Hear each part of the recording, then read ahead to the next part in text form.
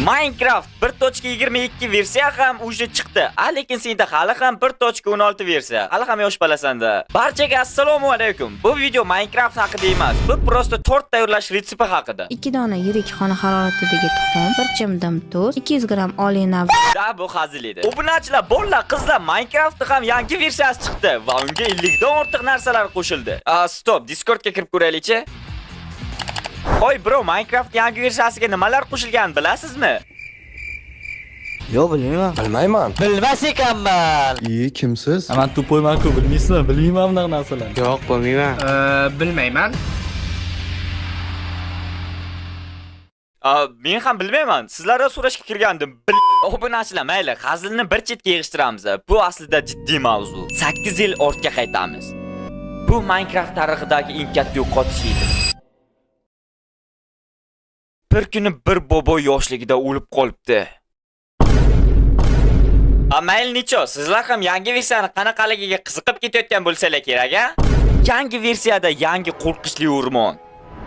Bu yerning ismi esa Pale Garden, ya'ni rangpar bu. What the fuck?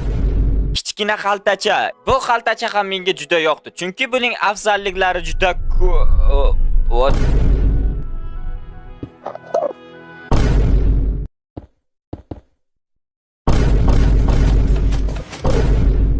Yangi strukturalar. Poyezd tezlanishi. Sirli qo'rqinchli mob.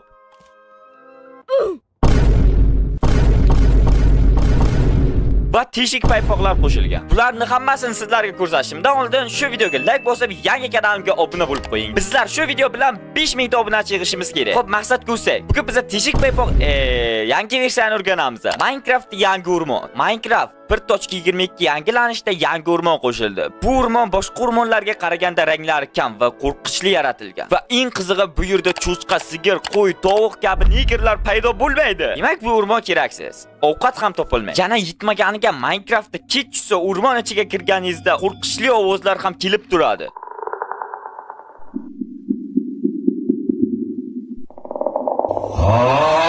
Da bolalar, bu rangsiz bug' rangdagi o'rmonda orqangizda sizdan qarzini bir oydan beri ololmay yurgan do'stingiz bo'ladi. Da bu hazil edi. Qarochi, Minecraftda yangi qo'shilgan qo'rqinchli mob, Kraken kalla. Bu turrancha boshqa maxluqlardan umuman farq qiladi. Masalan, sizga Krakenni umuman o'ldirib bo'lmaydi desam, tushunasizmi? Ishonmanglar, bu yolg'on xabar. Biz uni yengishimiz mumkin. Qachonki biz bu turranchani qayerdan jon olayotganini bilganimizda, bu katta o'rmon uning yuragi. Ha, aytgancha, Krakenning bitta yaxshi xususiyati bor. Agarda u orqangizda bostirib kelayotganda unga qarasak, joyida ikkalay qotib qoladi. Bu esa bizlarga qochishimizga yordam beradi. Ammo undan ko'zimizni olgan zahoti yana ortimizda kelishni boshlaydi. Bu turranchani boya aytganimdek o'ldirish qiyin. Hattoki uni Warden, Wizard, Golem, hattoki dragon ham o'ldira olmaydi. Bu bobni miyasi ishlagan odam o'ldira oladi. Ya'ni men. Krakenni bu rangdagi o'rmon ichidagi daraxtlarda yuragi bo'ladi. Uni o'zini o'ldira olmaymiz. Qurol aslahalar uni tirnamaydi ham. Lekin o'rmondan uni yuragini topib chopsak, Kraken sinib ketadi.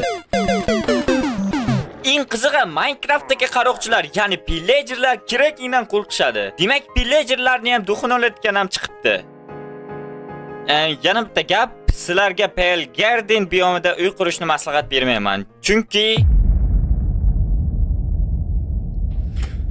uy qurish uchun yaxshiroq joy topishim kerak. Stop. Mana bu dahshat joy ekan. Shu daraxtni ustida quraman. Let's go. Yes. Stop. Bu daraxt emas. What the fuck? Kraken haqida ma'lumotlar shu edi. Qisqa qilib aytganda, bu turrancha orqadan keladigan kirisa ekan.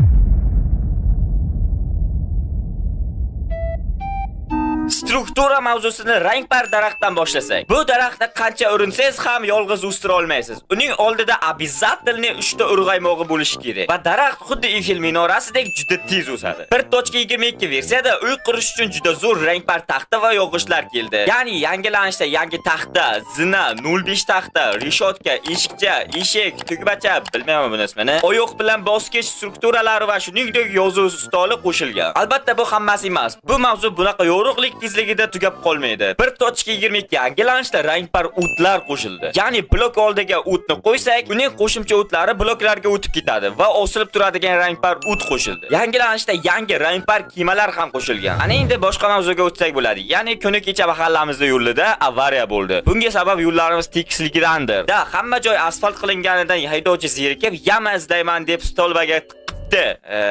Umuman boshqa mavzuga o'tib ketdik-a, esimdan chiqib ketdi uzr.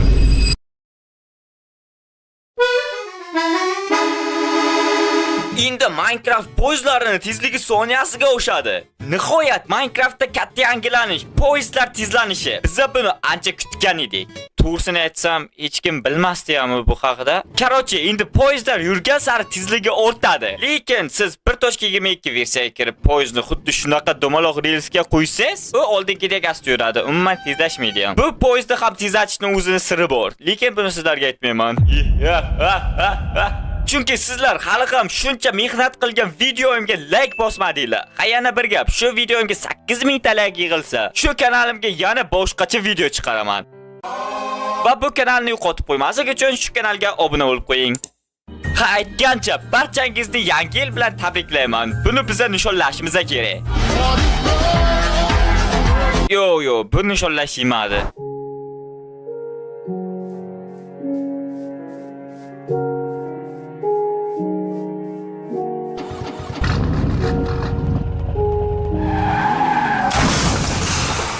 Yana bir nishonlanadigan xabar. Mana shu kanalimizda hali hech qancha video bo'lmay turib 2000 ta obunachi yig'ildi. Biz buni ham nishonlashimiz kerak.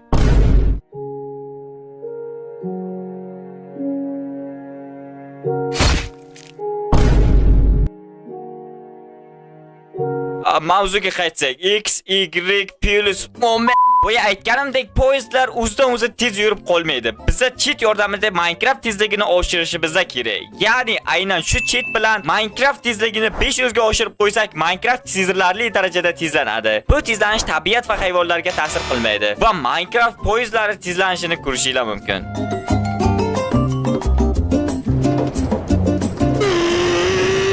Men esa bir qancha chet tillar ustida poyezdlarni sinovdan o'tkazdim.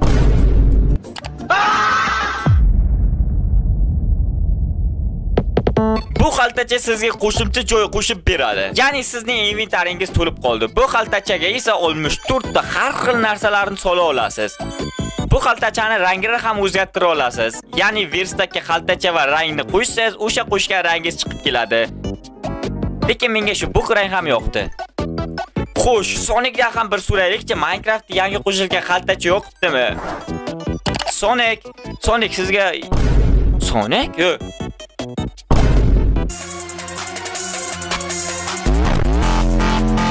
Bu xaltachani yasash ham juda oson. Sizga sigir va o'rgimchak kerak bo'ladi. Bu siz o'ylagan narsa emas. Sigirni o'ldirib terisini olasiz, o'rgimchakni ham o'ldirib to'rini olasiz. Verstakka to'r bilan terini birlashtirsak, xaltacha paydo bo'ladi. Xaltacha mavzusi juda qisqa bo'ldi, lekin bu xaltacha haqida ma'lumot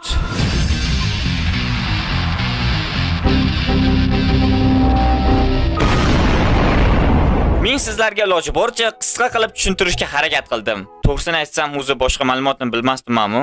Va bu mavzulardan ham eng qizig'i 1.22 versiyadagi barcha qo'shiladigan narsalar haqida ma'lumot berib bo'libman. Demak, videoni tugatish vaqti keldi.